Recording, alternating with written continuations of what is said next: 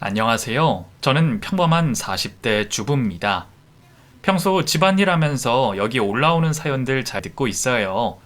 오늘은 고민 끝에 제 이야기를 털어놓고 싶어서 이렇게 컴퓨터를 켰습니다. 사실 저는 결혼 전까지 굴곡 없이 평탄한 인생을 살아왔어요. 공무원인 부모님 밑에서 외동딸로 태어나 큰 우여곡절 없이 자랐죠. 대학 입시를 망쳐서 재수를 했던 게 그나마 인생의 난관이라면 난관이었으니 말 다 했죠. 그런 평탄한 제 인생에 먹구름이 낀 건 결혼하고 처음 시가에 갔을 때였어요. 저희 남편은 고등학교에서 교편을 잡고 있는 선생님인데요. 저와는 맞선으로 만나 결혼했죠. 별다른 연애 기간도 없이 바로 식을 올렸기 때문에 사실 시가 식구들이 어떤 사람인지도 잘 몰랐어요. 친구들에게 시집살이에 대한 무서운 얘기를 하도 많이 들어서 시가에 들어서기 전부터 얼어있던 게 기억이 나네요. 제가 잔뜩 긴장한 걸 눈치챈 걸까요? 시아버지는 따뜻한 미소로 저를 환대해 줬어요. 드디어 우리 집안에도 둘째 며느리가 들어왔구나. 앞으로 잘해보자. 네, 잘 부탁드려요, 아버님. 오느라 힘들었을 텐데 어서 앉거라. 시아버지를 따라 집 안으로 들어가자 거실에 있던 아주버님 부부와 시누이가 저를 맞이해줬어요. 꾸벅 고개를 숙이고 여기저기 인사하고 나니 시어머니가 보이지 않았죠. 곧 남편도 그 사실을 눈치채고 시아버지에게 아버지, 어머니는요? 하고 물었습니다. 그 가게에 일이 좀 생겼다고 잠깐 나갔다 온대. 오늘 같은 날에도요? 그러게 아예 하루 쉬라니까. 너희 엄마 요즘 말로 그 워커홀릭이잖냐? 너네 신혼여행 끝나고 처음 인사 오는 날이니까 그 쉬라고 해도 말을 들어야지. 이미 선볼 때부터 알고 있던 사실인데 시어머니는 남편이 사는 지역에서 유명한 맛집의 사장님이었어요. 작은 포장마차에서 시작한 국수집이 입소문 하나로 성공해서 가게가 3층짜리 건물로 탈바꿈했을 정도였죠. 저도 한번 가서 먹어본 적이 있는데 진짜 맛있더라고요.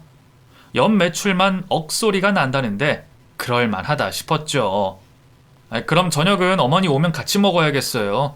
당신 괜찮아? 배고프면 뭐라도 좀 먹을래? 아니요, 괜찮아요. 졸지에 온 식구들이 거실에 앉아 시어머니를 기다리게 됐어요. 저는 외식을 하려고 그러나 보다 싶었죠. 그런데 시어머니가 온 순간 그게 아니라는 걸 깨달았습니다. 아이고 미안해요. 많이 기다렸어요. 몇 시간 뒤 시어머니가 집에 돌아왔습니다. 시아버지는 기다리다 지쳤는지 대뜸 왜 이제 와? 새아가가 얼마나 기다렸는데? 하면서 성을 내시더라고요. 아주버님도 엄마, 백가죽이 등에 붙을 것 같아. 너무너무 배고프다고. 하면서 우는 소리를 하더라고요. 그래 미안해. 얼른 준비할게. 시어머니는 제게 제대로 인사도 하지 못한 채 바로 주방으로 들어갔습니다. 그리고는 부지런히 음식 준비를 하기 시작하더군요. 전 너무 당황스러웠어요. 가게 일을 마치고 돌아온 시어머니가 당연하다는 듯이 혼자 식구들의 밥 준비를 하는 게 말이죠. 하지만 식구들은 그게 당연한 것처럼 거실에서 자기들끼리 TV를 보고 수다를 떨기 바빴습니다. 심지어 큰며느리인 형님까지도 말이죠. 전 슬그머니 남편의 옆구리를 찔렀어요. 그리고 여보, 밖에 나가서 먹는 게 아니라 집에서 먹는 거예요? 하고 물었죠. 내가 얘기 안 했나?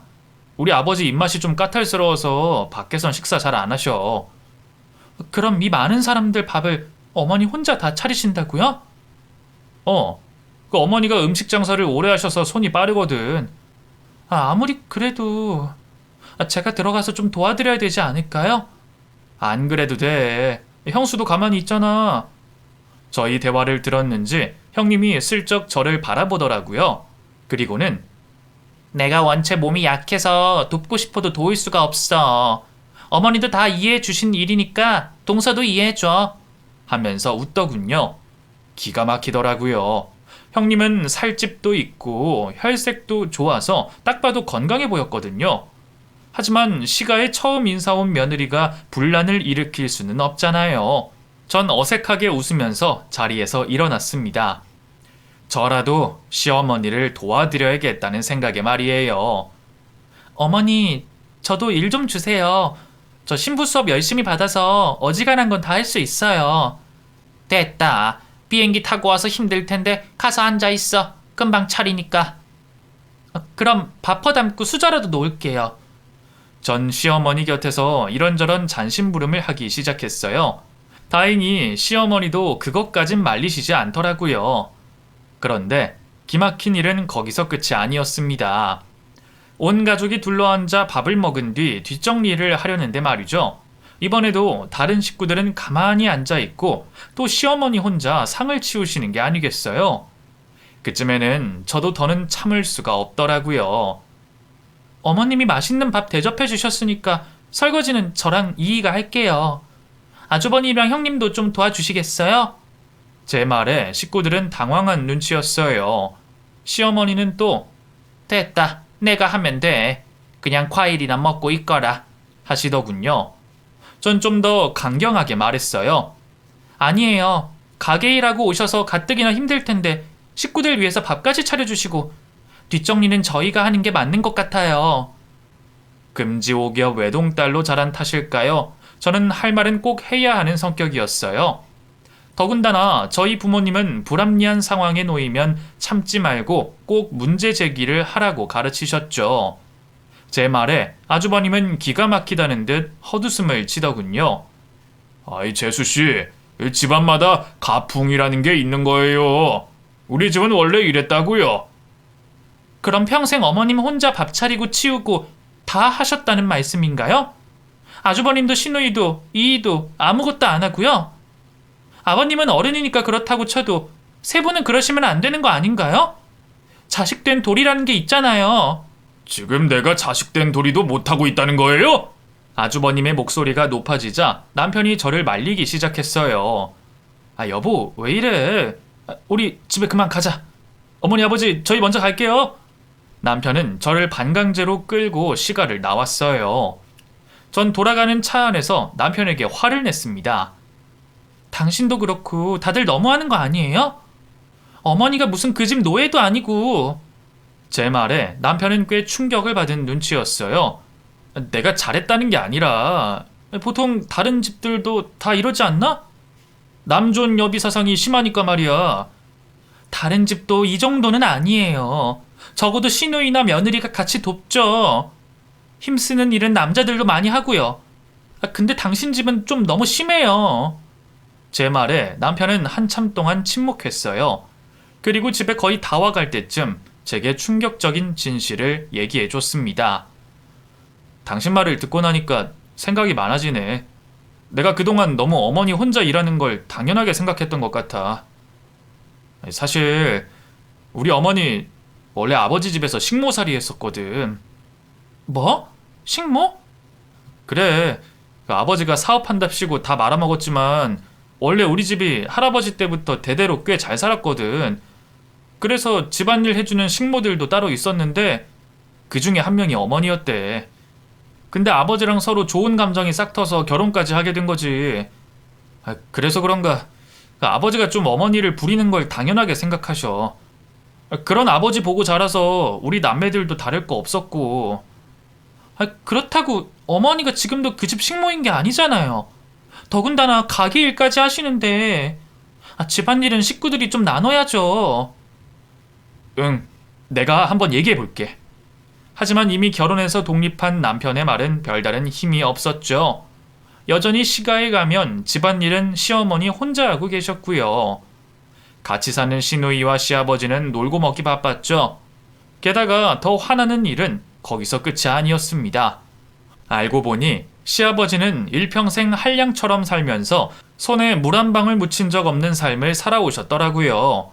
사업한답시고 나섰다가 집안 재산을 다 말아먹은 뒤로 팽팽 놀기만 했더군요. 시어머니가 음식 장사를 해서 집안을 다시 일으켰는데도 고맙다는 말 한마디 한 적이 없었죠. 물론 가게 일을 도와준 적도 한 번도 없고요. 내가 애 셋을 낳고도 바로 다음 날이면 벌떡 일어나서 가게로 나와 일을 했어. 덕분에 체력 하나는 아주 자신 있다. 그렇게 말하면서 웃는 시어머니를 보는데 정말 제 가슴이 다 아리더군요. 자식들도 별 다를 게 없었습니다. 충격적이게도 아주버님도 시누이도 변변한 직업이 없었어요. 전부 시어머니가 벌어오는 수입만으로 살고 있는 거였죠. 결혼 안 한 시누이야 그렇다 쳐도 결혼해서 따로 살림까지 차린 아주버님도 여전히 시어머니에게 생활비를 받아 쓰고 있다니 기가 막혔습니다. 고작 갓 시집 온 둘째 며느리일 뿐인 제가 할 수 있는 건 많지 않았어요. 그저 틈날 때마다 시가에 들러 시어머니 일을 거드는 정도였죠.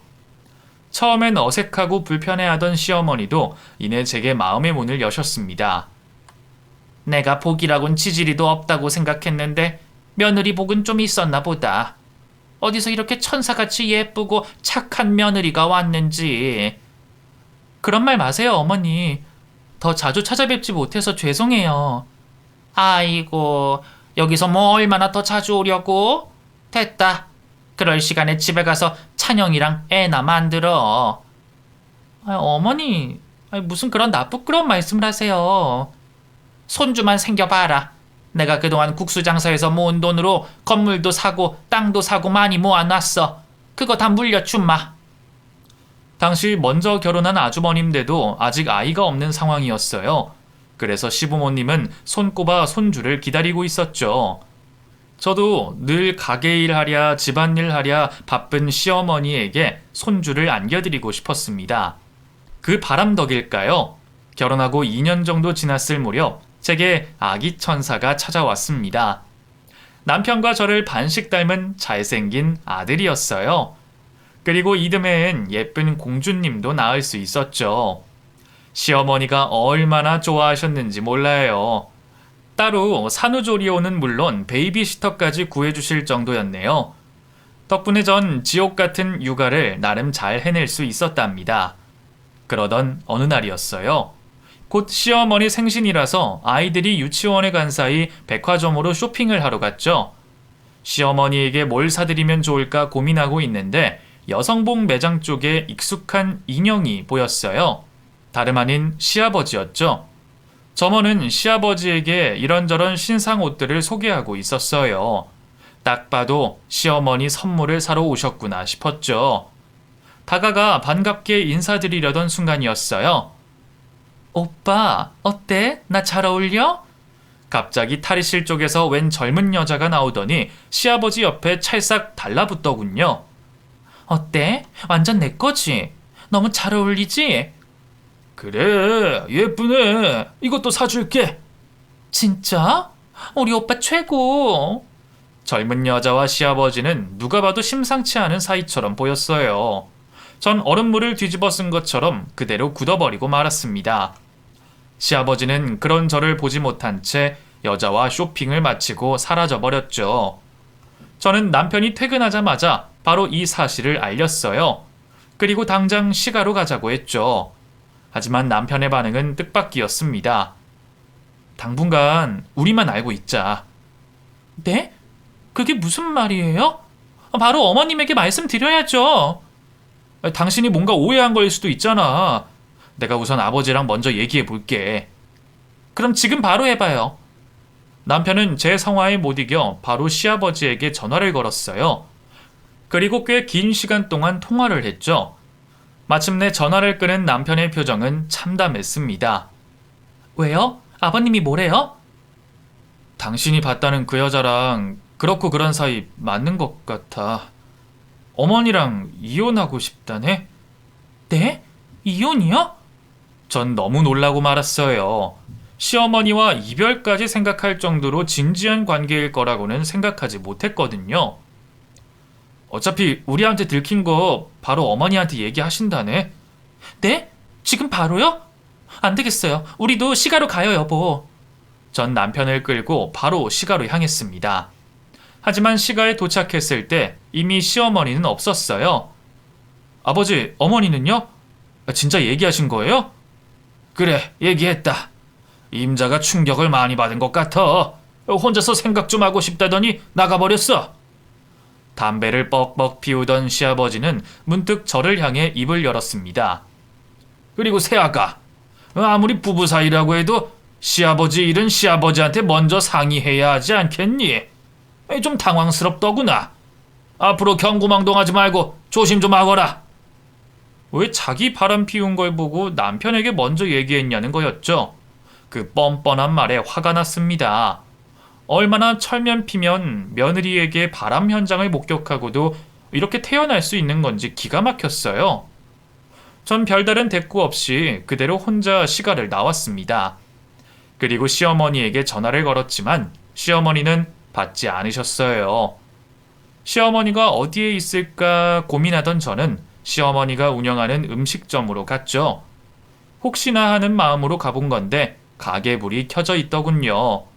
들어가 보니 테이블 한 구석에서 시어머니가 혼자 술을 마시고 있었습니다.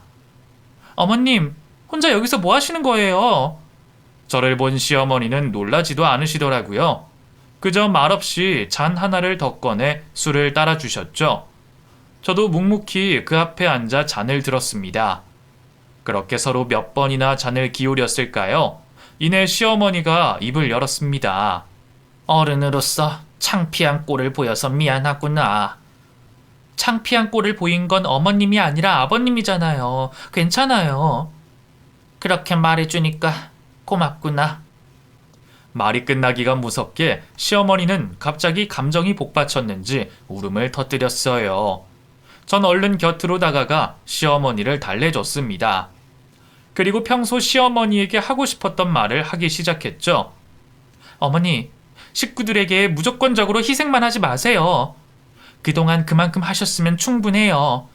이제 시어머니를 위한 인생을 사세요. 나를 위한 인생? 네, 저도 자식이 있지만 자식 새끼 시집 장가 가면 다 끝이고 영원히 내 편일 것 같은 남편도 언젠가는 남의 편이 될 수 있다고 생각해요. 그러니까 늘 어머니를 1순위로 두고 사세요. 시어머니는 한동안 아무 말도 하지 않으셨어요. 무언가를 골똘히 생각하는 것 같았죠. 그러다 이내 나를 위해서 살라고 말해준 건 네가 처음이다. 고맙구나, 아가. 하고 제 손을 꽉 잡으셨습니다. 전 그런 시어머니가 너무 안쓰러워서 꽉 안아드렸죠. 전 무슨 일이 있어도 어머니 편이에요. 그러니까 뭔가 힘든 일이 생기면 바로 제게 연락하세요. 아셨죠? 그래. 고맙다. 고마워. 전 내심 시어머니가 이번에도 참고 넘어갈 거라고 생각했어요. 남편과 자식들만 보고 한평생 살아오신 분이니 한 번에 확 달라지긴 힘들다고 생각했죠. 하지만 제가 생각한 것보다 저희 시어머니는 훨씬 더 대단한 분이었습니다. 우선 시어머니는 시아버지에게 절대 이혼해 줄 수 없다면서 이혼 불가 선언을 하셨어요. 내가 이제 와서 이혼을 왜 해줘요? 누구 좋으라고? 좋은 말로 할 때 그 여자 정리하고 돌아와서 애들 아빠 자리라도 지켜요. 전 몰랐는데 유책 사유가 있는 배우자는 이혼 소송을 할 수가 없다고 하더라고요. 해도 대부분 기각되고요. 시아버지는 계속해서 이혼해달라고 요구했지만 시어머니는 꿈쩍도 하지 않았고요. 결국 시아버지는 그대로 집을 나가버렸습니다. 아마 그 내연녀의 집으로 간 것 같은데 시어머니는 생각보다 담담했습니다. 물론 속은 썩어 문드러지고 있었겠지만 겉으로 보기엔 단단한 바위처럼 흔들림 없어 보였어요. 시어머니의 놀라운 변화는 거기서 끝이 아니었습니다. 며칠 뒤 시어머니는 저희를 불러 모으고 가게를 정리하겠다고 선언하셨어요. 물려받을 생각이 있는 자식놈도 없고 더는 혼자 가게를 이끌어 나가는 게 힘에 부치신다고요. 당연히 아주버님과 시누이는 난리가 났습니다. 가게 한 달 매출만 억소리가 날 정도로 어마어마했으니까요. 아주버님은 엄마 좀 더 고민해봐. 엄마가 목숨처럼 아끼던 가게잖아. 힘들면 사람을 더 구하면 되지. 잘 운영하던 가게를 왜 그만둬? 하면서 시어머니를 설득하려고 들더군요. 시누이 역시 옆에서 큰오빠 말이 맞아. 아버지 집 나간 것 때문에 충격받아서 그래? 내가 당장 아버지 그 내언니한테서 데려올게. 응? 그러면 되잖아. 하고 거들었고 말이죠. 그 속셈이 빤히 보여서 기가 막히더라고요. 전 그런 두 사람을 모른 척 무시하고 시어머니에게 말했습니다. 어머님, 너무 잘 생각하셨어요. 앞으로 저랑 여기저기 놀러도 많이 다니고 맛있는 것도 먹으러 가고 그래요. 아, 은퇴 기념 축하 파티라도 하는 게 어때요? 그러자 시어머니가 뭐라고 대답하기도 전에 아주버님이 버럭 성을 내더군요. 아직 결정된 것도 아닌데 무슨 은퇴 축하 파티를 해요? 어머니가 이미 그렇게 결정하셨으면 결정된 거죠. 가게는 전적으로 어머니 혼자 꾸려나가셨는데 저희가 입댈 게 뭐가 있나요? 어머니 60 넘어서까지 그렇게 고생하셨는데 이제 쉴 자격 충분하시잖아요.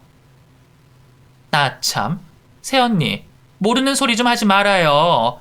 노인네들 갑자기 하던 일 없어지면 상실감에 더 힘들어하는 거 몰라요? 아가씨까지 나서서 남매가 아주 저를 죽일 것처럼 공격하더군요.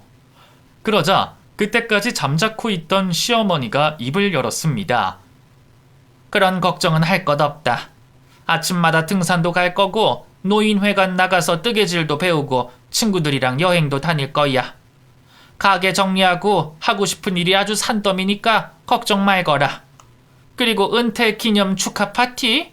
그거 너무 좋은 생각이구나. 역시 나 생각해주는 건 우리 둘째 며느라기뿐이야. 고맙다. 전 평소와 다른 시어머니의 반응에 벙찌고 말았어요.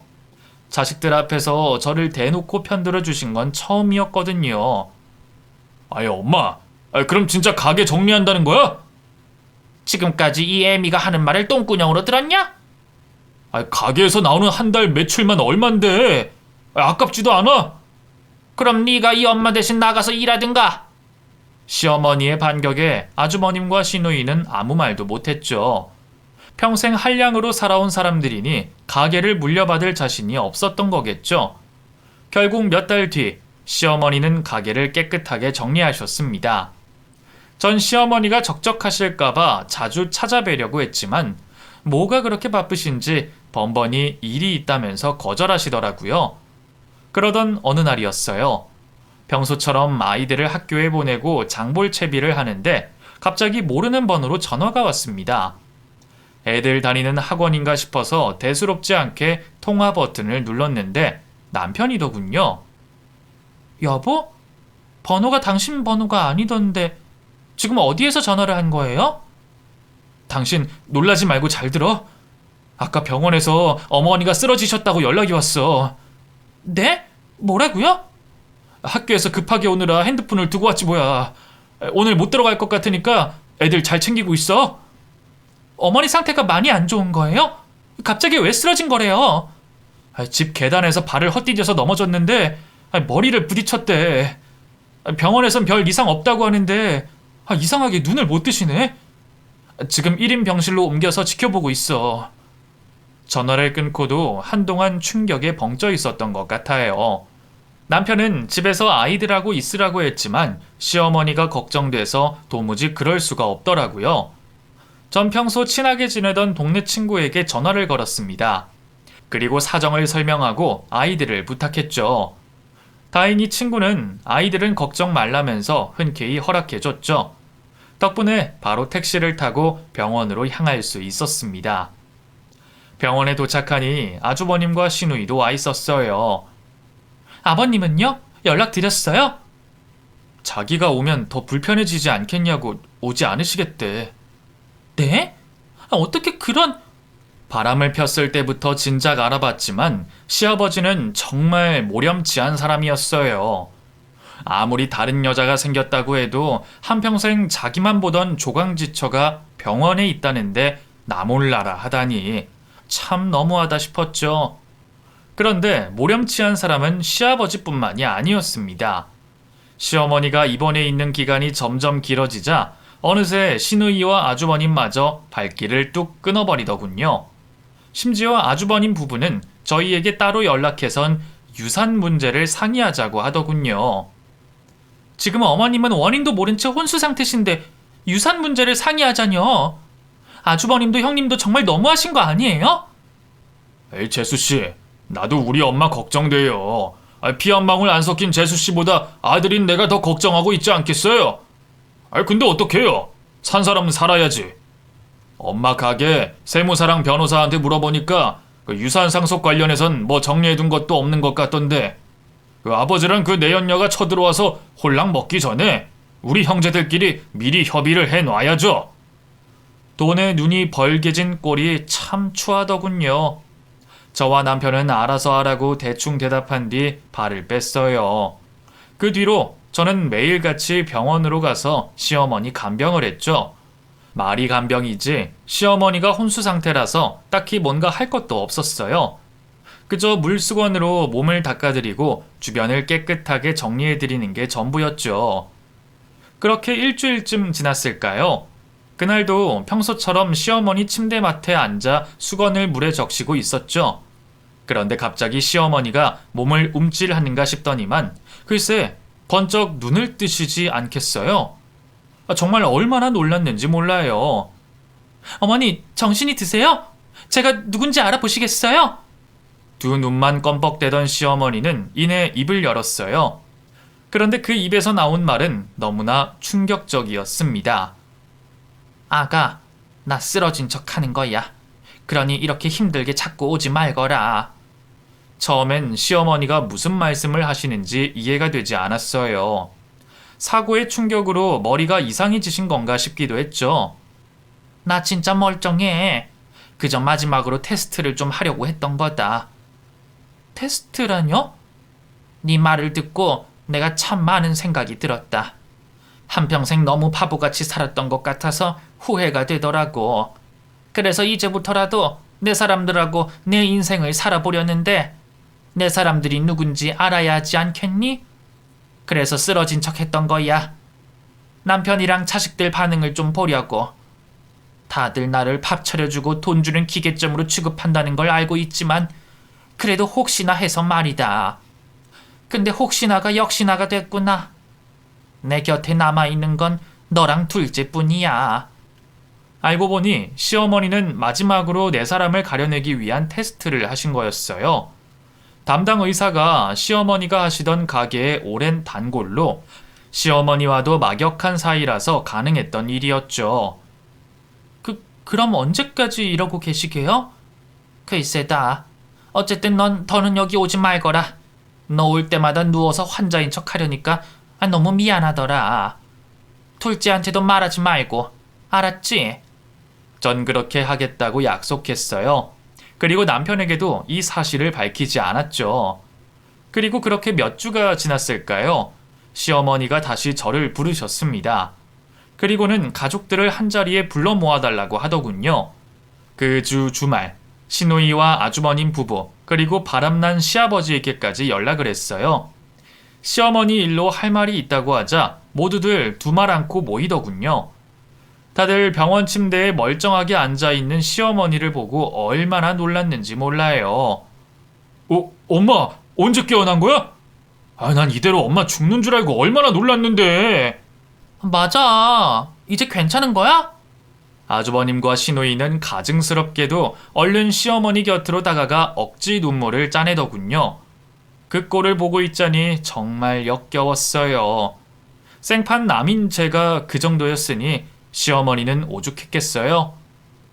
내가 괜찮든 괜찮지 않든 너희들은 더는 신경 쓸 거 없다. 오늘부로 너희들은 내 자식 아니니까. 시어머니는 단호하게 자식들을 밀어냈죠. 그게 무슨 말이야, 엄마? 내가 쓰러져 있는 동안 유산이 어쩌고 저쩌고 아주 잘들 싸우더구나. 이 애미가 죽길 바랬을 텐데 아쉬워서 어떡하니? 무슨 말을 그렇게 해? 시어머니는 너무하다고 소리치는 자식들을 뒤로하고 지금까지 벌인 거짓 연극을 고백했어요. 저를 뺀 모든 가족들이 경악했죠. 시아버지는 그런 연극을 도대체 왜 한 건데? 드디어 미친 거야? 하면서 성을 냈습니다. 그러자 시어머니는 제게 했던 말을 가족들에게 똑같이 하셨어요. 이제 새 인생을 살 건데 그 새 인생을 함께할 진짜 자기 사람들을 골라내고 싶었다고요. 그 말에 시아버지는 정신을 못 차리고 비웃음을 흘리더군요. 새 인생? 당신이 새 인생을 뭐 어떻게 살 건데? 우선 당신하고 이혼할 거예요. 그토록 바라던 이혼 해줄게요. 뭐? 그게 정말이야? 진짜 이혼해 줄 거야? 시어머니가 순순히 시아버지를 놓아줄 줄은 몰랐기에 전 내심 깜짝 놀랐어요. 하지만 차라리 잘 됐다 싶었죠. 시아버지 같은 사람이 더는 시어머니 발목을 잡지 않길 바랬거든요. 시아버지가 자유가 돼서 그 내연녀와 잘 먹고 잘 살 걸 생각하면 배가 아팠지만 말이죠. 근데 시어머니는 제 생각보다 더 대단한 분이었어요. 시아버지를 놔두시되 곱게 놔두실 생각은 없으셨던 거였죠. 대신 위자료는 톡톡히 받아낼 거니까 그렇게 알아요. 뭐? 위자료? 무슨 위자료? 그럼 조강지쳐 버려두고 젊은 여자랑 바람났는데 내가 위자료 한 푼 안 받고 보내줄 줄 알았어요? 내가 아직도 당신 집에서 식모살이 하던 그 김영순으로 보여요? 그럼 이혼 소송이라도 하겠다는 거야? 당연하죠. 그리고 당신 지금까지 내 신용카드며 차며 그대로 쓰고 있었죠? 카드는 정지시킬 거고 차는 팔 거예요. 당신이 빈털터리가 된 후로도 그 여자가 당신을 사랑한다고 할지는 모르겠네요. 아니, 당신 정말 이렇게 나올 거야? 내가 이러니까 다른 여자한테 눈을 돌린 거 아니야? 남편이 다른 살림을 차렸으면 자기한테 무슨 잘못이 있나 돌아볼 줄을 알아야지. 뭔 놈의 여편네가. 시아버지는 분노해서 계속 말도 안 되는 헛소리를 늘어놨죠. 시어머니는 그런 시아버지를 차갑게 외면했습니다. 그러자 시아버지가 시어머니를 때릴 것처럼 달려들려고 했어요. 놀란 저와 남편이 그런 시아버지를 뜯어 말렸죠. 소란이 일자 간호사들이 병실 안으로 들어와 무슨 일 있냐고 묻더군요. 다들 아무 말도 못하는데 시어머니는 달랐어요. 초대받지 않은 문병객이 왔는데 청경 불러서 좀 쫓아주시겠어요? 이혼 소송 중인 전 남편인데 저를 막 때리려고 하네요. 뭐야? 시어머니의 똑부러지는 말에 시아버지는 뒤로 넘어갈 것처럼 흥분했어요. 또다시 시어머니에게 달려들려고 했고 결국 병원 청경들에게 끌려나가고 말았죠. 병실 안이 다시 조용해지자 시어머니는 다시 입을 열었습니다. 이번엔 시누이와 아주버님 차례였어요. 그리고 내 자산은 전부 사회단체에 기부할 거다. 너희들한테 물려줄 유산은 한 푼도 없으니까 각자 도생해. 지금 살고 있는 집도 팔고 실버타운 들어갈 거니까 그것도 알아두고. 30 넘어서까지 입혀주고 먹여주고 했으면 부모된 도리는 충분히 다 했다고 본다. 평생 시어머니 등골만 빨아온 시누이와 아주버님에겐 청천벽력 같은 소식이었겠죠. 아이, 엄마, 그게 갑자기 무슨 말이야? 나 한 집안 가장인데 당장 수입이 없으면 어떡하라고? 나도 큰일 나, 엄마. 아직 취업도 못했는데 너무한 거 아니야? 니들이 취업할 생각이 있기는 해? 허구한 날 입으로만 취업한다 그랬지 이력서 한번 써본 적이 없잖아. 시어머니가 그렇게 엄한 표정으로 소리를 지른 건 처음이었어요. 아주버님과 시누이도 깜짝 놀랐는지 아무 말도 하지 못하더군요. 내 할 말은 다 끝났으니까 이제 다들 가보렴. 뭐 궁금한 게 있으면 변호사 통해서 연락하고. 시어머니는 그렇게 저희를 병실 밖으로 쫓아냈습니다. 티는 안 냈지만 내심 얼마나 통쾌했는지 몰라요. 집으로 돌아가는 길에 남편이 당신은 다 알고 있었던 거지? 하고 슬쩍 저를 떠보더군요. 전 아니, 난 아무것도 몰랐는데? 하고 시치미를 뗐어요. 남편이 믿는 것 같지는 않았지만 별 말은 하지 않더라고요. 어머니가 갑자기 왜 저렇게 확 달라지셨는지 모르겠네. 그래도 설마 자식들까지 버리시진 않겠지? 당신 뭐 들은 거 없어? 나도 모르지. 어머님 생각을 내가 어찌 알겠어. 남편은 물론이고 아주버님 부부와 시누이까지 다들 설마 했던 것 같아요. 가족밖에 모르던 시어머니였으니 그저 말로만 겁을 주나 보다 생각하는 눈치였죠. 하지만 시어머니는 한다면 하는 여장부였습니다. 며칠 뒤 바로 시아버지를 상대로 이혼 소송과 상간녀 소송을 걸었고요. 집과 부동산 등을 처분한 뒤 모든 재산을 사회단체에 기부해버리셨죠. 졸지에 갈 곳을 잃은 시누이는 한동안 저희 집에서 하숙 생활을 했어요. 시어머니가 그마저도 당장 쫓아내라고 엄포를 내리셔서 얼마 못 갔지만요. 이혼 소송은 당연히 시어머니의 승리로 막을 내렸습니다. 상간녀에게서 위자료도 꽤 두둑히 받아내셨죠. 황혼 이혼 후 시어머니는 그 누구보다 행복한 삶을 살고 계세요.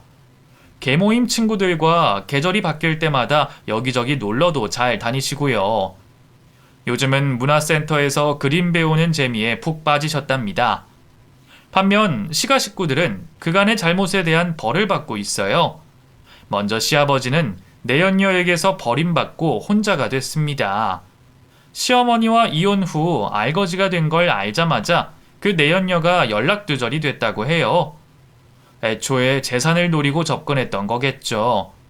누구는 이혼 안 하고 싶었는 줄 아냐고 큰 소리 떵떵 치던 시아버지는 뒤늦게 시어머니에게 매달렸습니다.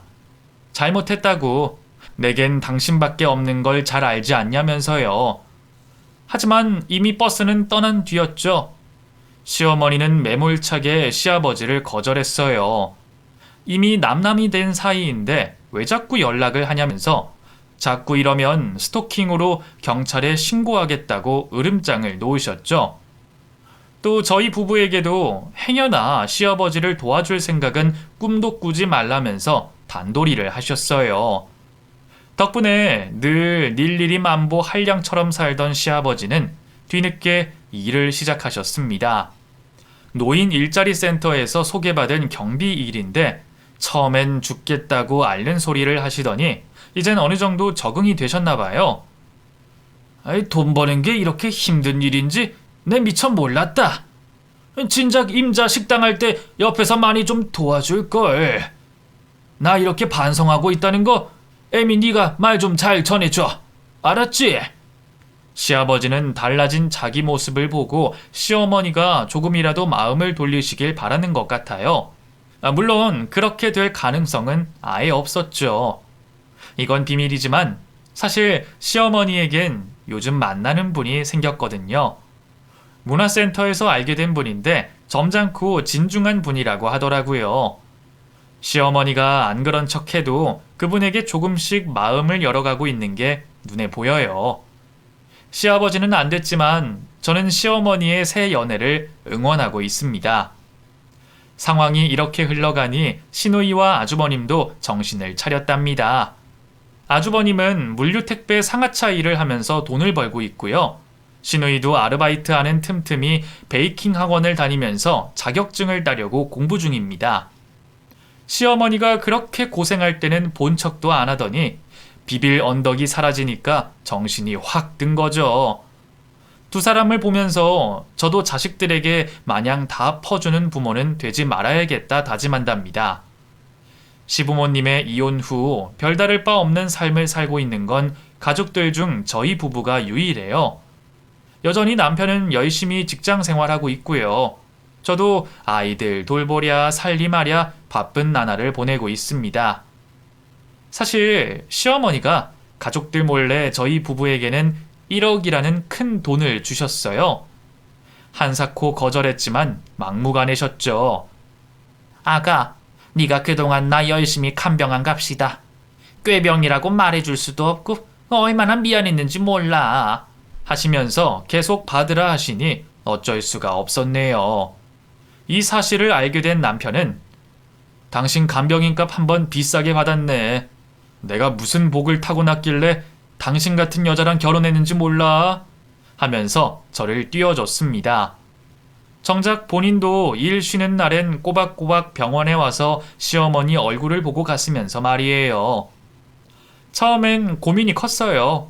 너무 큰 돈이 생겨버렸는데 이걸 어떻게 써야 하나 하고 말이에요. 아이들을 위해서 더 좋은 집으로 이사를 갈까? 가족들끼리 해외여행이라도 다녀올까? 별별 생각을 다 했지만 아직까지 그 돈은 쓰지 않고 통장에 고이 넣어둔 채입니다. 사람 인생이라는 게 언제 무슨 일이 생길지 모르니 일단은 비상금으로 두려고요. 혹시라도 다른 식구들 귀에 들어갔다가 또 무슨 사달이 날까 겁이 나기도 했고요. 그래서 저희 부부는 예전과 다름없이 하지만 좀 더 여유롭고 넉넉한 마음을 갖고 살아가고 있습니다. 부디 여러분도 무탈한 하루하루를 보내시길 바랍니다. 긴 얘기 들어주셔서 너무너무 감사드리고요. 모두 행복하세요.